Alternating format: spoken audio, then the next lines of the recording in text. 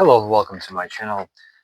So in today's episode we're going to investigate the unsolved murder of Beverly J. Potter Mintz. So she was found dead in her own house in 1987 in Northern Carolina, USA. And the case is still unsolved and the murderer was not found. So let's jump into it. Let's see the whole picture of what truly happened back in that day. With Beverly Jane Potter Mintz.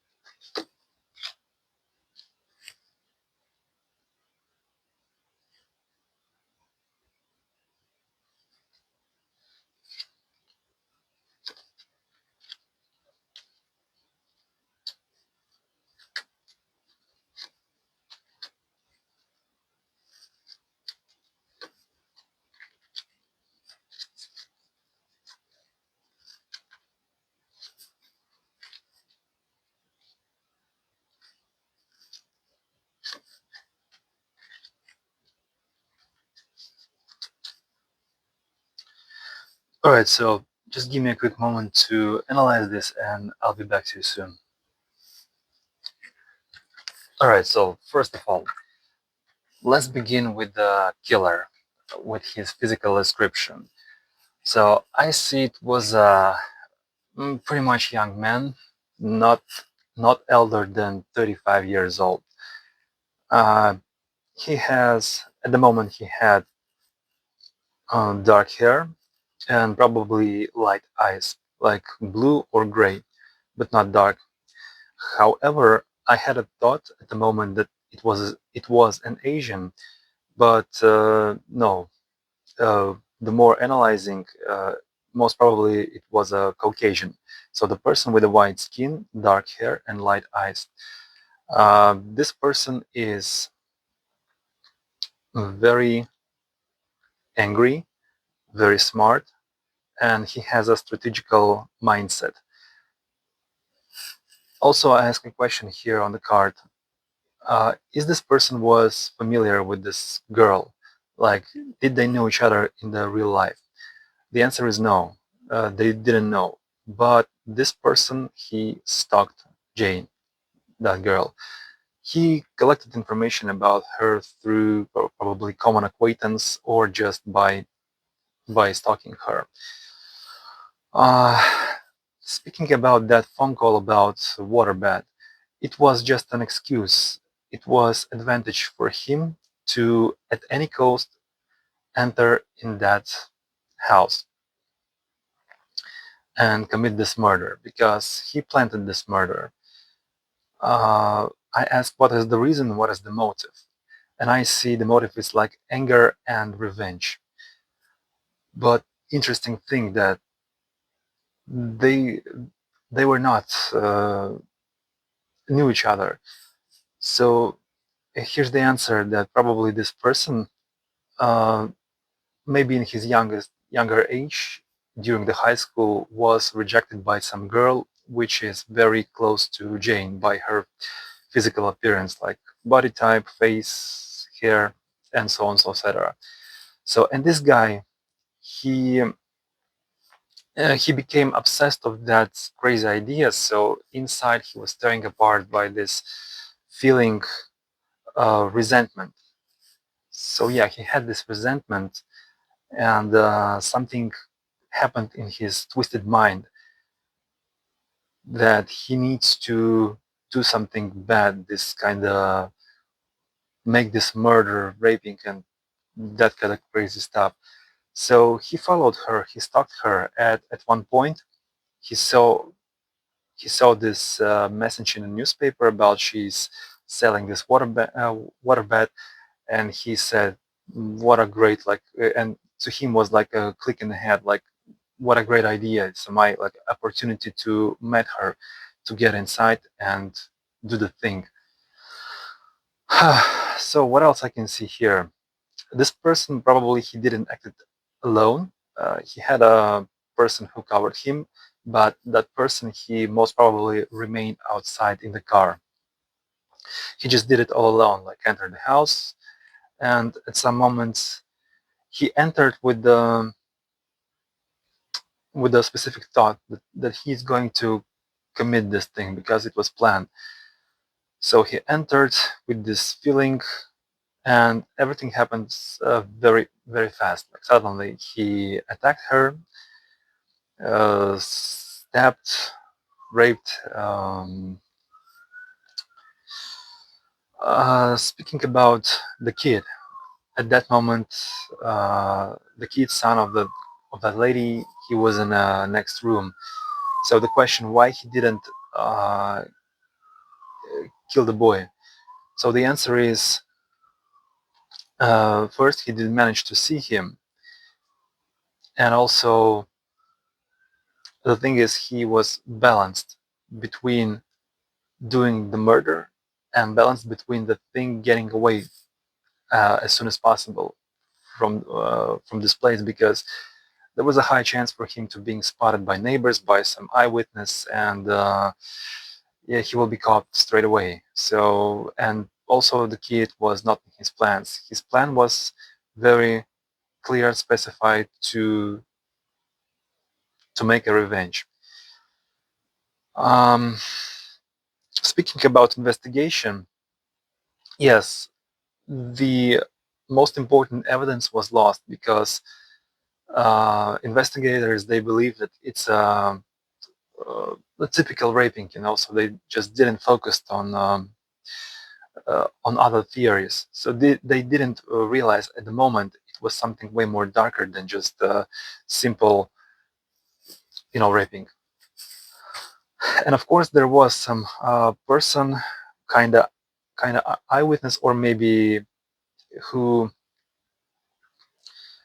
somehow stopped this investigation because he has some influence power on those investigators and the prosecution staff, those law enforcement.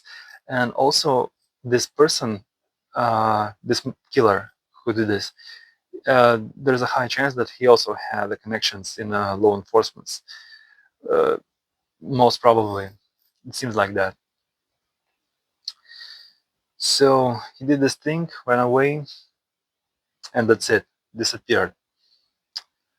But I also asked a question about, actually I did it first time because I never did this first time for this case. I asked what be the feelings and thoughts from Jane's perspective being there in heaven. And she's first of all, she's glad that her son was alive, that he didn't take his life. She still has a strong connection with her family. She may be giving some signs through the dreams, probably. Of course, she's waiting for the judgment that the truth will comes true, But she's very tired of waiting. She understands it's a long process. It's just a process, and uh, she just can nothing do about it, especially being there. So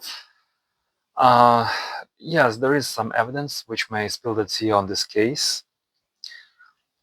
Um, Speaking about the killer, most probably that person is still alive. He's still at large. No, I mean he's still on the loose.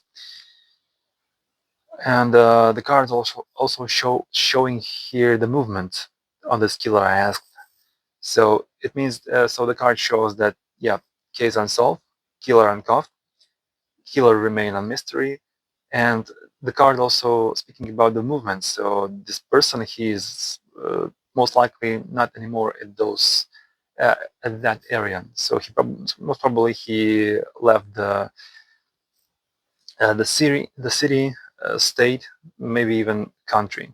So he might be somewhere else.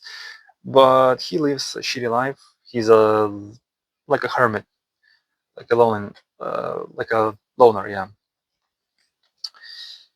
And speaking about the last card, I asked what could be done to solve this thing.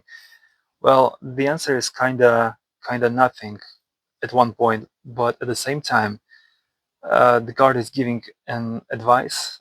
Uh, so they need to completely change the whole investigation. They need to change investigation crew. They need to change the theory. They need to focus more on the new theories, using new technologies, new equipment, and yes. So just completely from the very new beginning, they need to begin with using new people and new technologies. That's my broad the truth, because there's possibility that they still can find some new things. And also this lady Jaye Mintz, she probably maybe will give some signs through her through her family by sending some maybe information during the dreams, uh, like like a prophetic dream, something like that. But that's it is. That's how the story was. Very, very sad. So let's make it clear once again. This murder again was planned by a very angry, anxious person who wanted revenge, who took this personal, some kind of a rejection as a personal sorrow, resentment, yeah. And he carried this plan to commit this murder, maybe just to how to say, to just uh, satisfy his ego. Let's just say this in that way. And yeah, so he just done the thing and disappeared. Everything happened very fast. Well, pretty much that's it. There's nothing me to add more. Anyways, thank you so much for watching. Thank you so much, guys, for sharing with me with the new cases. I'm reading all the comments, and you are more than welcome to write more comments about new uh, people, unsolved cases, whom you want to see in the next episodes. Right now, I'm working on 8 more new people. So yeah, of course, it's gonna take me some time, but yes, I will do the videos about 8 more. Yes. Anyways, thank you so much for watching. Also, hit a like, subscribe to my channel. That will really help me to grow. And see you soon in the next investigation videos. Take care, stay safe, and goodbye.